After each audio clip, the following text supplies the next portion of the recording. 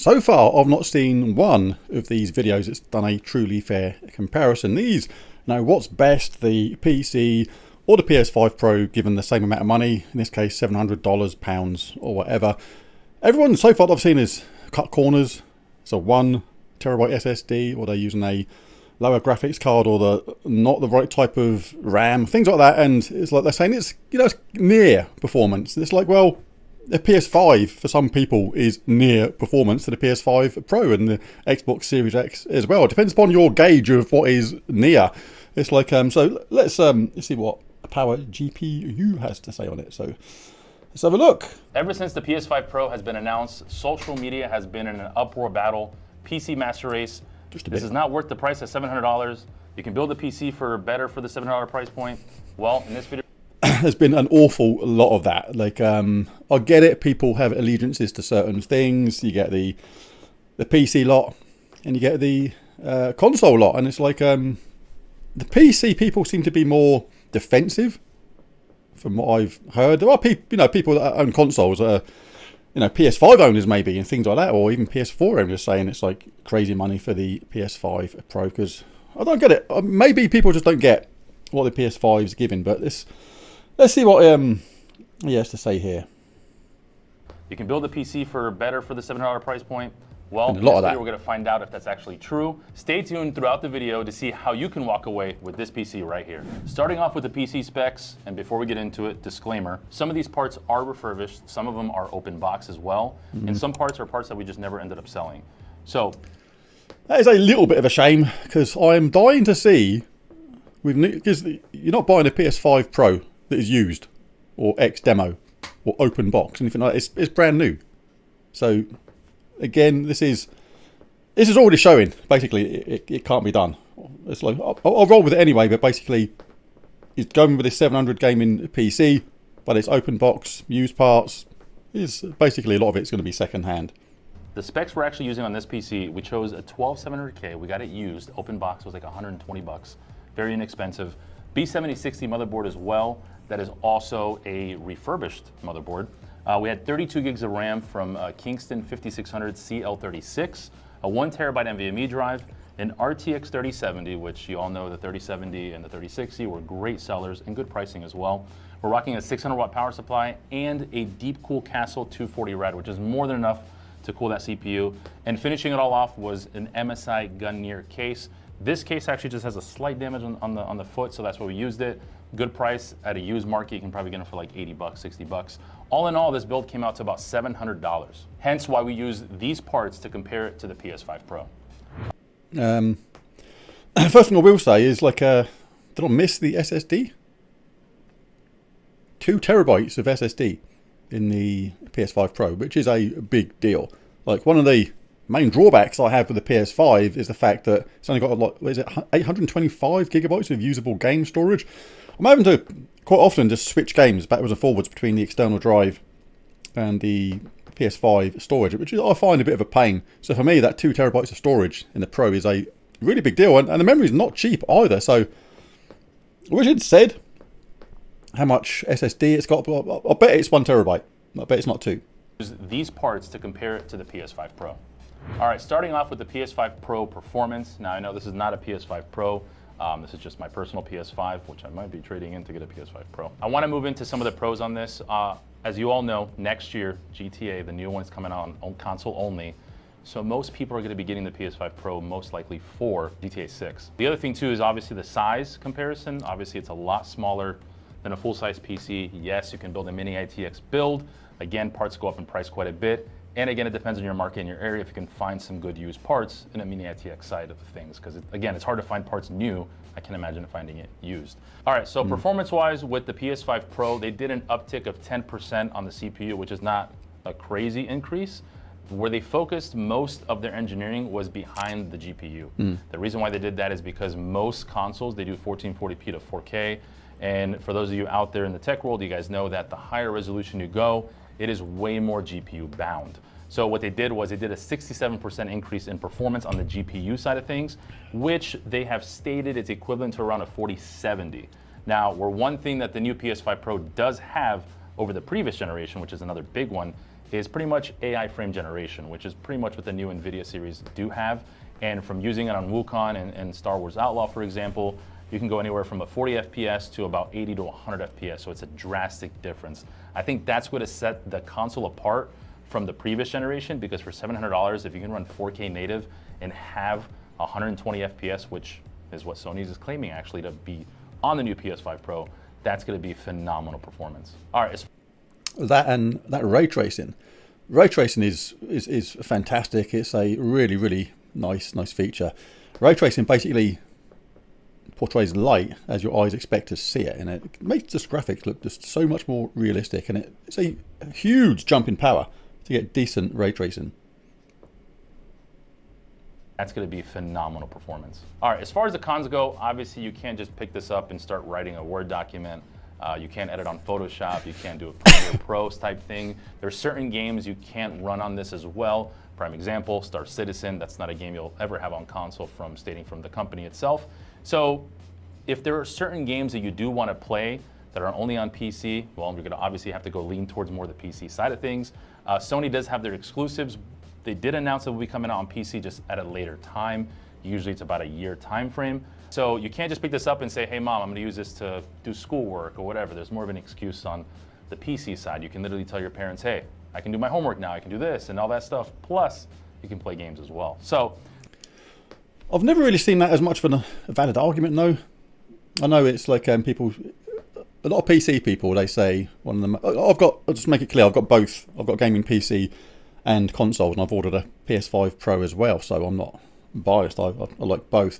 But I prefer the consoles for the hassle-free experience, and the fact it is so small and neat. I can park it under my telly, just fire up a game, and it just works. I don't like all that PC configuring stuff, checking stuff, and all the other bells and whistles that come with that. Some people, that is heaven for them with PCs, and it's not for me. But the argument of you can't open a Word document on the PS5, who cares? That's what you have a laptop for or something. And you can have a PS5 Pro, this is my own personal preference, and an okay laptop. You get laptops so cheap now. If you want a used PC to compare against the PS5 Pro, you can buy a used laptop super cheap, which is decent enough to browse the internet, do your work documents and Word documents and things like that, and have the best of both worlds. So I don't see that argument of, oh, the PC can do so much more, because you can just get a cheap PC or laptop and still have a console, and you've got the best of both worlds. But anyway, I digress. Let us continue. You can play games as well. So that is the only con I see on this. Let's move on to the PC. All right, so as far as the pros go for the PC, as like I was saying previously with the PlayStation, it's not something you just pick up and start doing documents, video editing, so on and so forth. So obviously with the PC, you can do streaming off of the single PC setup, which you still can't do on the console. It doesn't have to give you the ability to do like animations, alerts, all sorts of stuff. You could also have the room to upgrade your PC as well. So you can change out the GPU, you can change out the CPU. This is rocking a B760 board, so you can go from a 12th gen CPU all the way to a 14th gen CPU. You can also change the GPU as well to a 40 series, to a newer series if there's something else that comes out on the horizon. M.2 would be the same upgrade on this. You can still upgrade to M.2 on this as well, but you can do a lot more storage on this. You can go up to 10 terabytes if you wanted to. I get that side of the argument for PC fans, the upgradability. This is one of the things I often shout from the rooftops. Yeah, but I can upgrade mine later. I can just take out that graphics card and swap it in for the latest, greatest, whizzy one and have an upgrade without replacing the whole thing. Good. That's fantastic. If you want to do that, that is up to you. And that is one benefit, even though quite often that graphics card will cost the same amount as the entire PS5 Pro or something like that. But again, each to their own, because that will give you a massive upgrade normally. So good, but good for you. But a lot of people that prefer consoles don't care about that or don't want to do that. They see the upgrade as selling their old system, in this case the PS5, to put it towards a PS5 Pro. You still can upgrade, you're just swapping out the whole thing at once, and I kind of see that as a benefit in a way, because with the PC side of things, you're swapping out one older component for a newer one, but all the rest is still old. when you swap out, when you sell someone your old console and put it towards a new one, you've got an entirely brand new console with entirely brand new parts and a new warranty on everything. And if you look after your console, they are pretty much bulletproof now. Like these people that have these issues with consoles, generally they don't seem to look after them that well. I've had consoles over 30 years and I've never had a console fail on me. My PS5, I take the covers off and I give it a hoover around every about 6 months. That's all it needs. It's not a really dusty room in here. There's not a lot of dust, but I do it anyway. And there's still some build up in there of dust on the fins and stuff like that. So look after your stuff and it will last longer. So there's just a lot more freedom to work with when it comes to the PC side of things. Also the interface on the back of the board, you have a lot more USB ports. Obviously you can still plug in controllers as well to the PC, keyboards, all sorts of stuff. Audio interface is another thing I didn't really cover on the console side of things, but you can rock some crazy mics with this. A Shure SM7B, you could have a whole mixer. There's just a lot more you can do with the PC. They're more flexible like that. That's undeniable. Of getting this PC, for example, for $700. All right, so as far as cons on this, like I did the disclaimer earlier today in the video, there is obviously going to dependent on your area if you can find some good deals on hardware. These parts, like I said, we got a good price on CPU-wise, buying it used. So again, it just varies depending on where you're at, when you're looking. It really depends if there's new hardware coming out. So that's one of the biggest cons, is finding a good deal, essentially. In other words, even to get these parts at second-hand prices to achieve this £700 gaming PC or $700, you've got to have a fair amount of luck in the first place. The other con obviously is going to be, like I stated before with the PS5 Pro, you're going to be able to have GTA 6 way earlier than you can on PC. So there's some games that you cannot get on PC for, I think it's like another year is what Sony usually does. And then of course the size. I mean, if you look at the size difference, like I stated before, you can build a mini ITX build.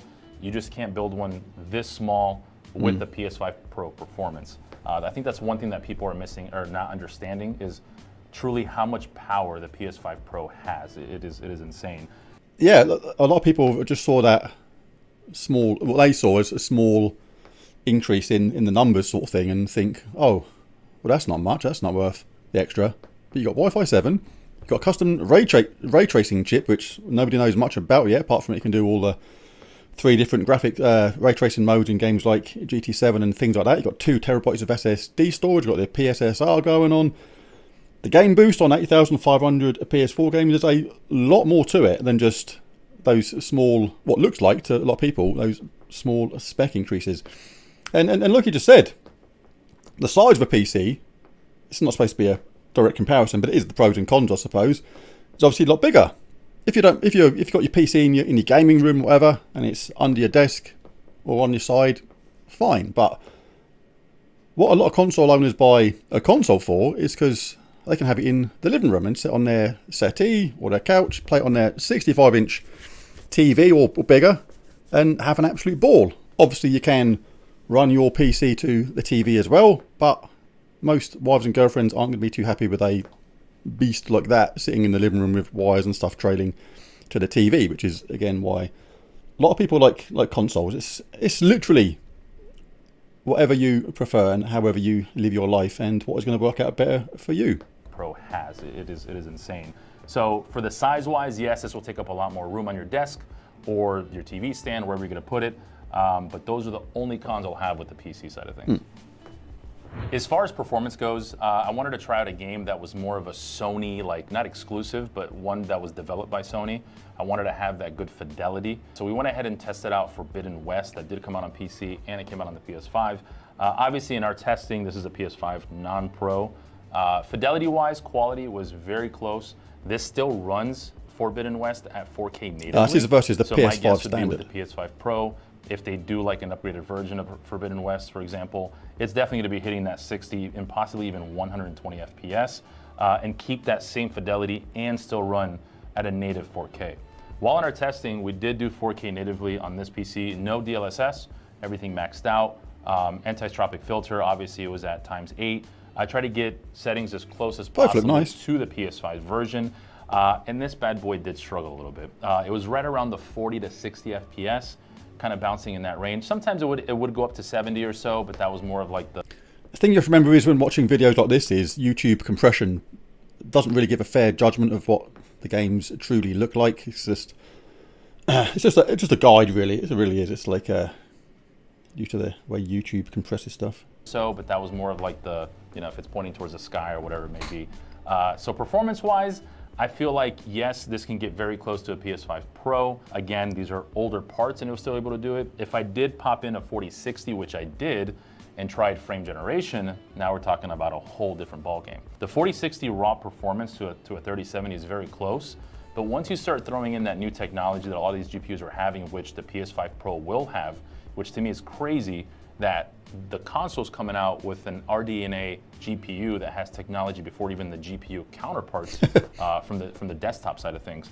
AI frame generation makes a huge difference in performance. I was able to squeeze out of it 60, 70 FPS on average from the 4060 because of the new technology. So just looking at the GPUs itself, it's one of those things where just because it's a 4060 and it's a 3070 and raw performance is very equal, once you start implementing that AI stuff, it's a whole different ballgame. And I think that's where the PS5 Pro is really, truly gonna shine. So performance-wise, I would probably say the PS5 Pro has the edge on this one just because we are rocking an older GPU. If we pop in a 4060, it'll probably bump up the price another 120 bucks. So you'd be looking around 800 and something dollars.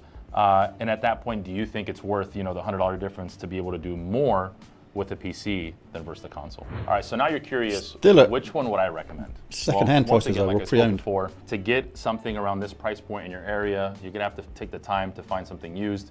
Now, if you do have a Micro Center nearby, sometimes they have some crazy deals, and I think Jay's even did a video on it, and he kind of built the PC around the $7 range with a 4060. So it is possible to do all new parts around that $700-800.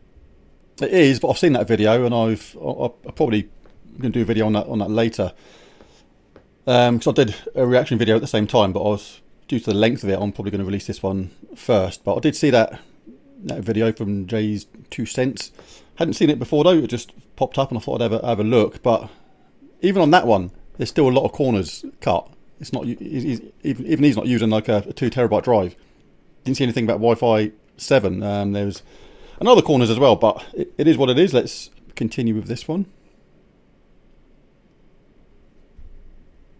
Around that $700-800 range, you build it yourself, and that's where you kind of have to weigh out the pros and cons yourself if you think it's worth it to get a big PC, do more stuff with it, so on and so forth. So we've always said at Power GPU, once you look around the $800 range for PCs, especially for pre-built, we usually recommend it to go to a console unless there's certain games that you want to play that are only on PC and to play with your friends, essentially. My take though... Don't hear that very often. The PC guy recommending to go to a console when it gets to a certain point. Very honest and truthful. It's good. Refreshing even. On it, me personally, I am getting a PS5 Pro. It's a monster. I don't know how else to tell you guys. Like for 700 bucks, I know it's a lot more, and a lot of people were there was an uproar behind the pricing, but for what you're getting, it's unheard of. But that's pretty much it from us. Well, like I said before, we are going to give away this PC. If you guys want to enter, all you have to do is make sure you like the video, leave a comment down below, and subscribe as well to the channel. And that's pretty much it. We'll see you guys in the... Let's just hit that bit again, because that was... My take though on it, me personally, I am getting a PS5 Pro. It's a monster. I don't know how else to tell you guys. Like for 700 bucks, I know it's a lot more, and a lot of people were there was an uproar behind the pricing, but for what you're getting, it's unheard of. But that's pretty much it from us. There you go. What you're getting, it's unheard of. A lot of people complaining about the price truly don't understand what they're actually getting for that, because they just saw those little number increases and things like that. Or it's just this sort of semi-entitled, not semi-entitled, very entitled world, let's be honest, that we live in now, where everyone wants something for nothing, it seems. I mean, I swear sometimes the PS5 Pro could have been announced, coming out at $599 with a drive, with a stand, and a bar of gold. But there would have still been people out there complaining that the bar of gold wasn't shiny enough. This is the world we live in. People just will complain about anything these days if it's not to their exact requirements. But there it is. Like, so he built a PC. He said about 700, so we don't actually know, give or take, exactly how much it was. Didn't state the SSD, I don't think, and how much of it was there. And it's 2 terabytes of the super fast stuff in the PS5 Pro, and it was all used parts. Or a lot of it, most of it was used parts as well.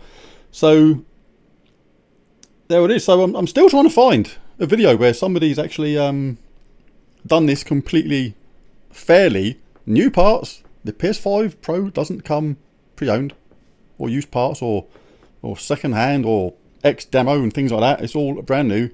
Still trying to find someone who will build a PS5 Pro with the same parts, because the PS5 Pro basically has PC parts inside it anyway. Obviously they're on one motherboard kind of thing. It's not like all equivalent. And it's not all like different bits all over the place like a PC where you can swap bits out and stuff, which is the PC advantage if you're into that kind of thing. But essentially, it still should be quite feasible for people to know what the PS5 Pro has got inside it. This would be obviously easier when the thing's actually released and people have seen it properly. And then build a PC with the same bits. New! Not pre-owned. New. And take a look at the price then. But that is another video probably for the future. But there's just one. If you enjoyed it, it'd be really cool if you bash that like and subscribe button. And thanks for watching. Catch you again in the next one. Bye for now.